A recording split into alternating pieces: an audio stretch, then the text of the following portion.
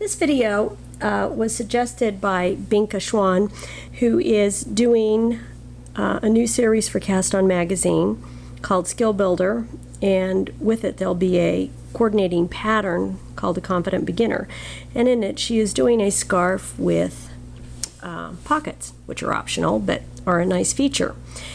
And in it, for the finishing, the scarf is folded over like this, and you seam one edge to the other, and there's your pockets. Voila, easiest way to do a pocket.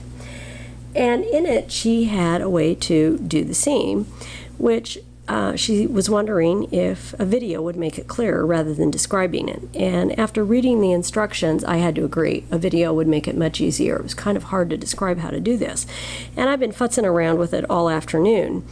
And I finally realized that it's just a mattress stitch, but it's a different approach to it. Now, normally, when you are seaming two pieces, and these I know they're not the same, they're gauge swatches that I used, but if you're seaming these two edges, you're going to seam from the right side, and the pieces are going to be side by side, and when the seam is pulled tight, it folds into the inside, and that's your traditional mattress stitch. This is a variation of it that the only place I saw it, once Binka pointed it out to me, was in Principles of Knitting by June Hemmings Hyatt. And she recommends using it for very bulky garments, so because it produces a thinner seam. Of course it does, but it is on the outside of the garment, which isn't very attractive. And for this situation, where I have a chain selvage and I'm seaming two pieces of chain selvage together. Now, I would never do this for a garment. First of all, if I were seaming a garment, I would never have slip stitches, which is how you get this lovely little edge.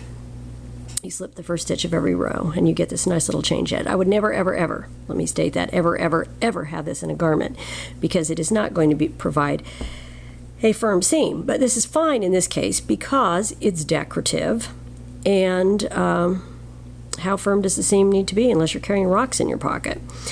But in any case, this is sort of a variation of the mattress stitch, except that instead of having things side by side where you can clearly see how they're lining up, you are going from top to bottom, and you're going to be looking on the inner side of both pieces.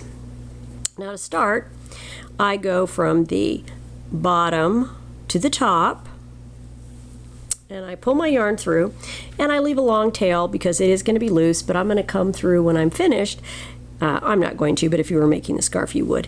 You would finish this off and put the yarn tails on the inside and make it look real pretty. And I'm going to go, now, forgot to mention this, but let's look at the anatomy of this chain stitch selvage for a minute. Each chain covers 2 rows, and I can know that because I have 2 strands of yarn. On one row I slip, on the next row I work it, and that's going to give me these 2 strands. And those 2 strands that make little horizontal bars there are what I'm going to be seaming between, and they are very easy to see, even on this side where I haven't futzed with it as much. I've been futzing with this all day. So I've started by going through from the bottom to the top, and I'm going to insert my needle over the little horizontal bar here, or the running thread, or whatever you want to call it, between the chain and the piece, and I'm going to insert it in there, and then on the inside I'm going to insert it into the same spot where my yarn came out. Okay, then I am going to go from the bottom to the top,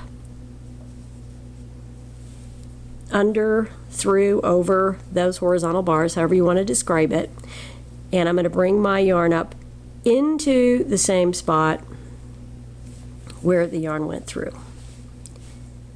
Okay, I'm going to go over that next chain stitch bar there, and I'm going to go into the same spot,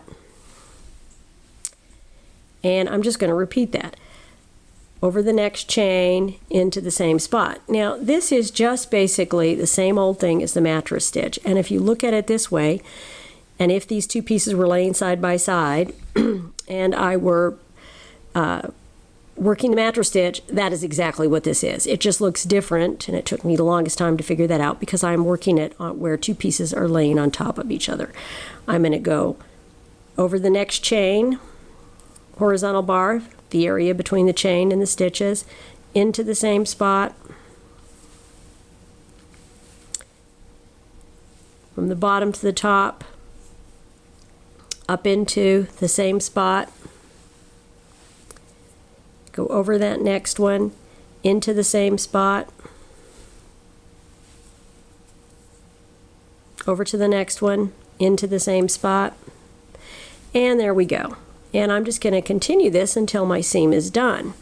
Now, this looks a lot like a back stitch, and if you're an embroiderer or a hand sewer, back stitch would work just fine. It provides a little bulkier of a seam, so maybe if you are carrying those rocks and you want a firmer seam, you might use it, but this works just fine for this.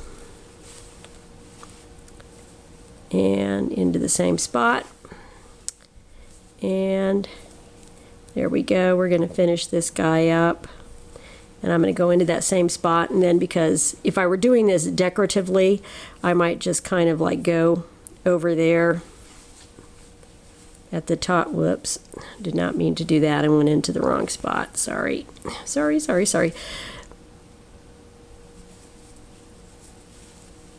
There we go. I could finish it off that way. Now you can see that if you use a different color or you want to leave it like this, then it is kind of decorative. But if you don't want it to be decorative, okay, and again, look at this. This is just the mattress stitch. Just the mattress stitch, but the pieces are on top of each other instead of going side by side. And to finish it off, if I don't want it to be decorative, I just pull it tight. And there you go. And I think I actually like it where it's decorative. It seems to have stretched it a bit. But anyway, that is what June Hyatt, well, Hemmings Hyatt, I always do that, calls the Selvedge stitch in both editions of her book. But really, it's just the mattress stitch where you're working the pieces that are on top of each other rather than side by side.